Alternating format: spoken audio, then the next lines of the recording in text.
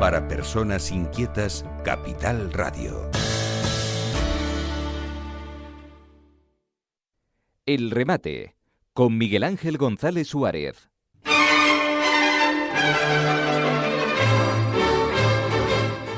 Bueno, ya tenemos con nosotros a la doctora Patricia Obregón, que es licenciada en Ciencias Biológicas por la Universidad Complutense de Madrid y doctora en Biología Molecular y Bioquímica por el Centro Nacional de Biotecnología, el CSIB, para hablarnos de los virus. Ella fue la jefa de bioseguridad del Hospital Militar Gómez Ulla en Madrid. Doctora, buenos días. Buenos días. ¿Cómo estamos?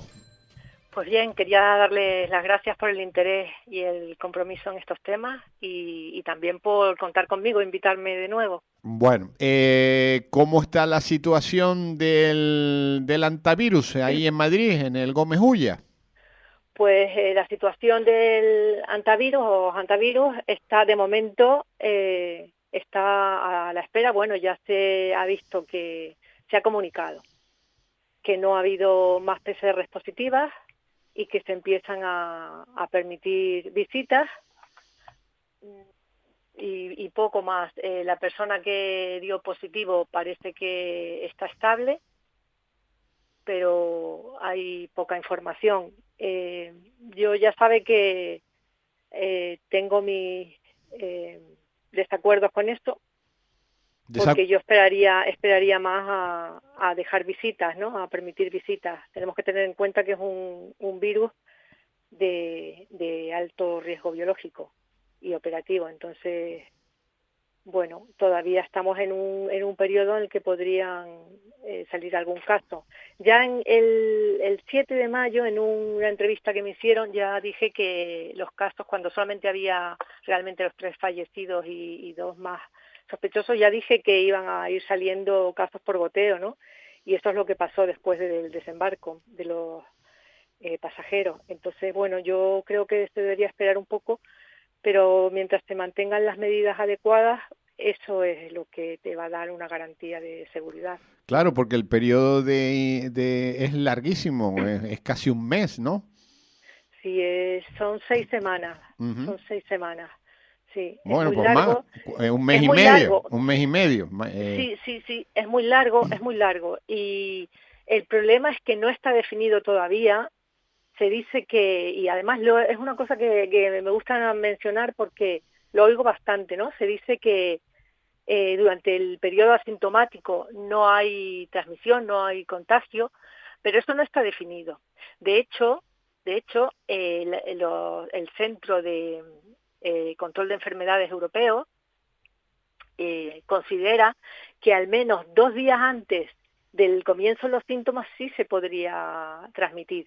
Y también hay estudios en los que se ha visto que el genoma, el ARN del virus, se detecta hasta 15 días antes de la manifestación de los síntomas. Y hay un pico alrededor de los 10 días antes de la manifestación de los síntomas que efectivamente podría darse, eso está en estudio, pero podría darse también la transmisión. Entonces hay que ser prudentes con eso. Bueno, usted no hubiera dejado todavía contacto con familiares, ¿no?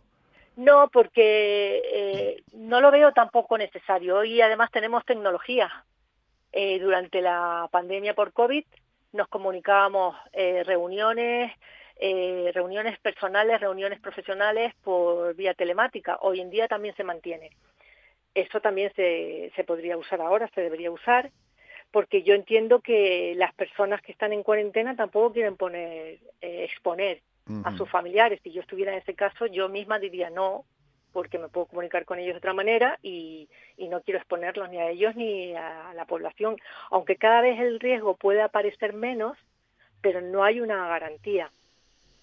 Entonces yo creo que hay que aferrarse a eso porque tampoco es tanto tiempo y sí que si lo haces bien y de manera rigurosa, pues das la garantía de que vas a controlar eso y de que no te vas a encontrar con ninguna sorpresa. Bueno, ¿cree que está controlado o todavía no? Controlado, sí, hombre, este virus se controla mejor que otros y sí, sí, en principio está controlado, pero volvemos a lo mismo. Todo va a depender de la operativa, de la gestión. Ujú.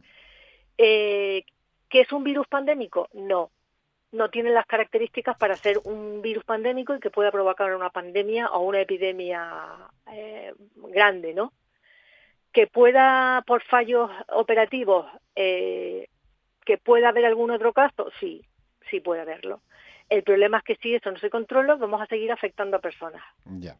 Y eso también afecta pues a la tranquilidad ciudadana. Ujú. Doctora, el ébola, estamos ahí otra vez. Sí. Cuéntenos, a ver, que de esto usted sabe mucho, del ébola. Bueno, el ébola, esto es una especie de una otra cepa, el bundibugyo. Es rara, es inusual, y el problema es que, bueno, tiene una tasa de letalidad también muy alta, entre el 25 y el 50%, también dependiendo de la coyuntura puede subir, y no hay tratamiento ni hay vacuna para este tipo de virus, ¿no? Porque la vacuna que hay para la otra cepa, Zaire, realmente no parece que no cubre esto. Claro, hay diferencias genéticas, no y moleculares entre las dos cepas, con lo cual el tratamiento, la vacuna de uno no tiene por qué funcionar con otro. De hecho, si hay estas diferencias no va a funcionar. Entonces, ese es el problema. Está desde luego ampliándose mucho, se está expandiendo mucho. ¿Cómo se expande, doctora? Cuéntenos un poquito. Bueno, este virus, lo bueno es que no es como el SARS-CoV-2, el de la COVID, que se transmite vía respiratoria. Este se transmite por contacto estrecho y por contacto con fluidos contaminados, infectados. Entonces, bueno, pues una de las poblaciones de mayor riesgo, y volvemos otra vez a lo mismo, es la población, o sea, los profesionales sanitarios. De hecho, si se fija, en este brote volvió a aparecer como primer caso identificado un sanitario estadounidense que estaba trabajando, atendiendo a las personas de la República Democrática del Congo. Se contagia entonces de este virus durante su actividad profesional. Si se fija, siempre es el foco donde empieza mucho a propagarse al resto de la población muchos brotes. Entonces es importante que los sanitarios estén muy bien preparados. Yo siempre lo repito porque lo estamos viendo en la pandemia de COVID, en este de ébola, el médico con el hantavirus, lo estamos viendo siempre en los diferentes brotes, ¿no?, epidemiológicos y de alto riesgo biológico. Entonces, bueno, en definitiva es eso. Por un lado es un virus inusual, no hay tratamiento ni hay vacunas, tiene una alta letalidad, y por otro lado, pues requiere una preparación importante para controlar el brote. Está creciendo. Bueno, Estados Unidos ha prohibido la entrada de esos países que están afectados en el territorio americano, a los ciudadanos. Sí, lo he visto, sí, hace bien, claro. Es que esto es así, o sea, es un tema técnico operativo.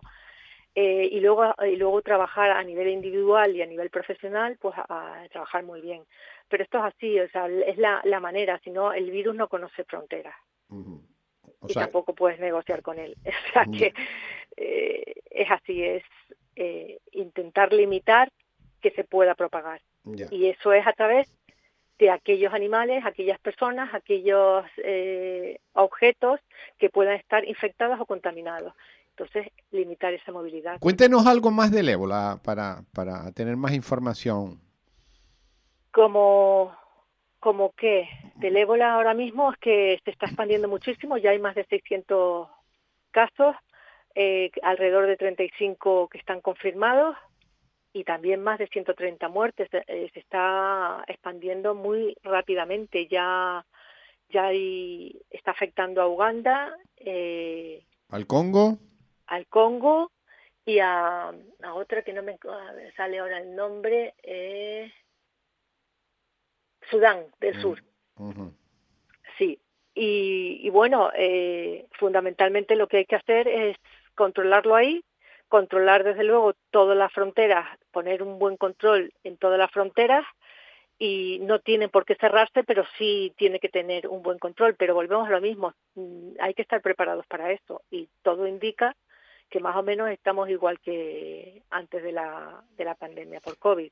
Europa no ha tomado ninguna medida sobre este tema. No. ¿Cómo se puede controlar esto en los aeropuertos? Ahora iban a llevar al estadounidense a Alemania. Uh-huh. Bueno, pues eso ya es una entrada que no tiene por qué afectar, pero claro, no tiene por qué afectar si se hace bien, porque acuérdese lo que ha pasado ahora con el hantavirus. Se queda en el barco, no se queda en el barco, lo desembarcan, y después del desembarco es cuando empiezan a aparecer durante los trayectos los casos positivos. Pero y todos esos aviones que vienen de esos países y entran en Europa, ¿cómo podemos controlar ese pasaje? A ver, lo primero es tener muy buenos registros de, digamos, las trayectorias que han seguido los pasajeros. Esto es muy complicado, pero por eso hay que tener una preparación continuada, porque esto es a base de práctica. Ya. Habría que seguir habría que tener registros para saber de dónde vienen esas personas. Obviamente hay que enfocarse en esas zonas llamadas zonas calientes, que es donde realmente está el riesgo, y pues fundamentalmente las personas que han tenido pues directamente un contacto, que han viajado ahí, que vienen de ahí, que van a ir, pues todo eso es lo primero las zonas de más peligro, y a partir de ahí puedes ir ampliando los supuestos contactos. Pero ¿cómo que tienen fiebre? ¿Cuáles son los indicadores que dicen que puede estar contagiado? Este virus tiene una cosa buena, y es que no se transmite en la fase asintomática, pero en la fase que se llama prodrómica, ¿no? Antes de manifestar los síntomas. Una vez que empiezan, normalmente confunde. ¿Por qué? Porque normalmente los virus dan al principio síntomas muy parecidos, típico fiebre, dolor muscular, a lo mejor náuseas, mareo. Bueno, luego hay diferencias entre ellos, pero poco a poco esos síntomas van escalando. En el caso del ébola, ¿qué pasa?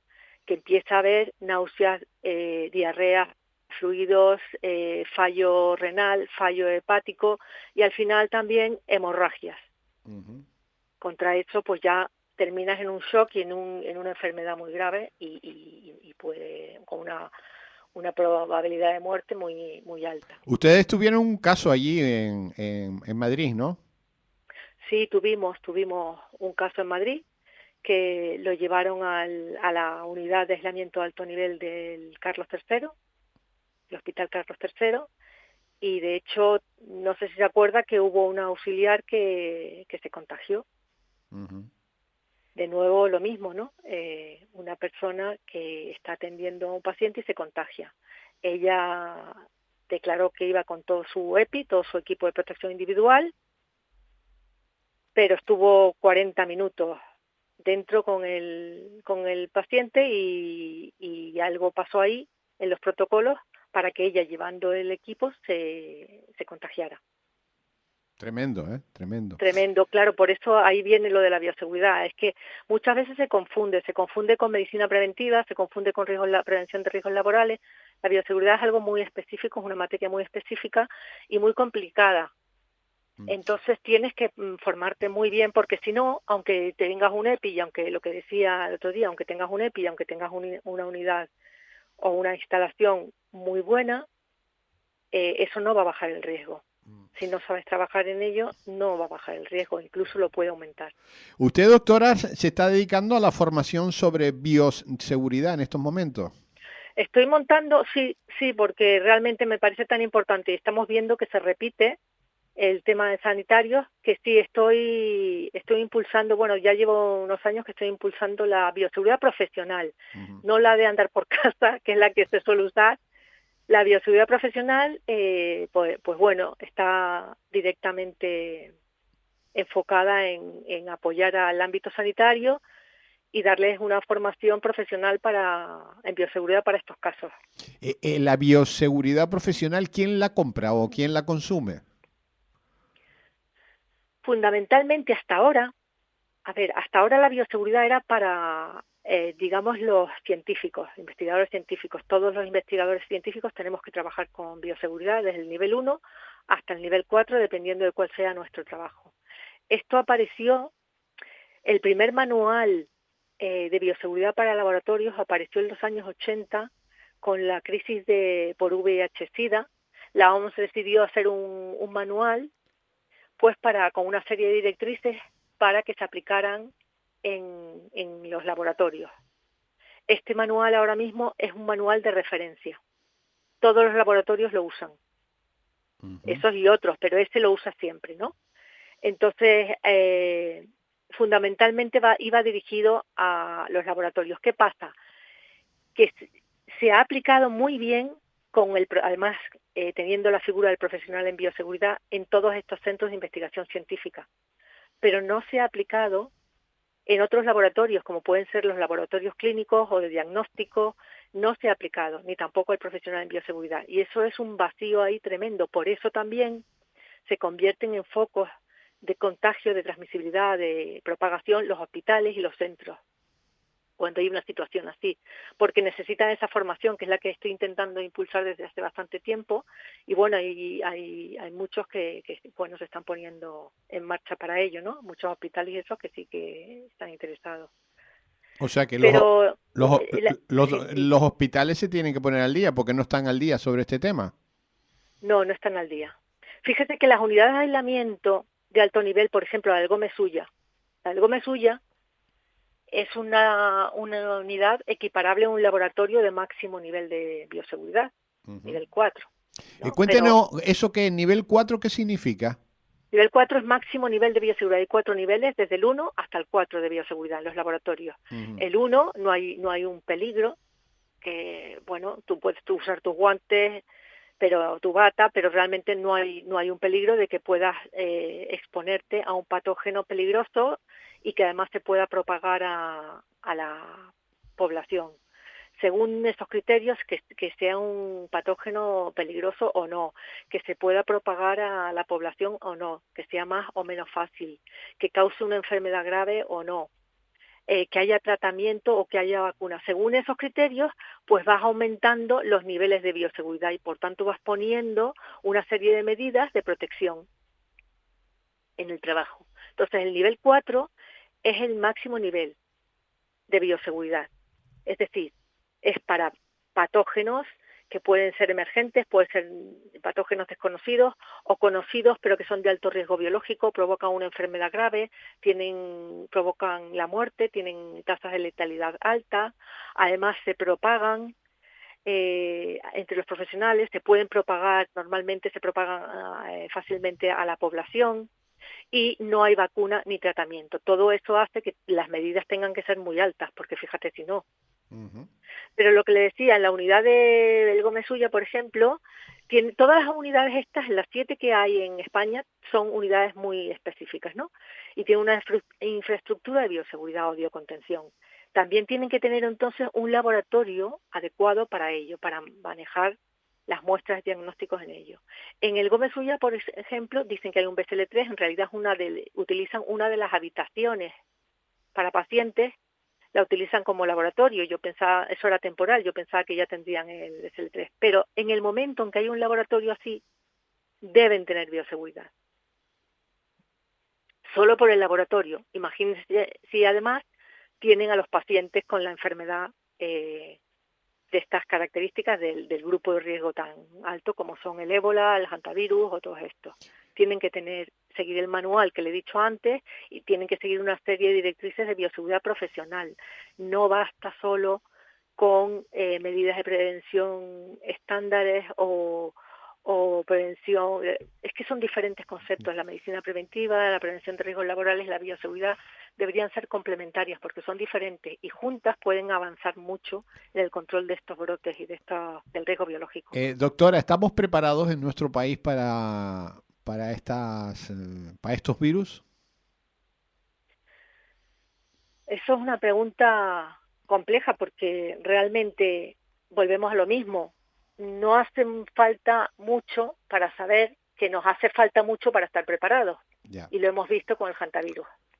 Entonces, tenemos unidades buenas unidades, tenemos buenos hospitales, tenemos buenos sanitarios, buenos profesionales sanitarios, pero falta luego la operativa, falta luego la buena gestión de estos temas a distintos niveles, tanto por los profesionales que necesitan ese apoyo en esa formación, como las autoridades. Que ¿No hay una unidad central en nuestro país que organice esto?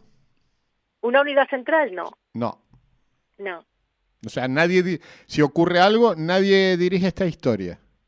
A ver, se supone que, lo estamos viendo siempre, se supone que el CAES, el Centro de Emergencias, se supone que las autoridades, el Ministerio de Sanidad, Protección Civil, se supone que entre todos ellos, pues, pero no está definido como tal un comité o un centro o una unidad que lo lleve. Esto trae problemas, porque también lo hemos visto con el hantavirus. Ya, porque no se sabe quién manda. Claro. Y luego cada uno tiene que tomar las decisiones en base a lo que cree que tiene, ¿no? Uh-huh. En bioseguridad hay una cosa que hay que llevarla de manera rigurosa. Se puede tener discrepancias, claro que se pueden tener discrepancias, y a veces incluso es bueno, pero no pueden interferir en la parte técnica, no pueden interferir en la parte, en la eficacia de la operativa, porque entonces viene el problema. Nos tenemos que poner a trabajar en este asunto, ¿no? Hay que trabajar y hay que hacerlo ya. Yo no sé por qué no se hace de una manera más definitiva y determinante y profesional, ¿no? O sea, hay que contar con las competencias adecuadas para esto. Bueno. Pero ya sabemos lo que pasó. El otro día conté lo que pasó en el Gómez Ulla. Hemos visto lo que ha pasado ahora con el hantavirus.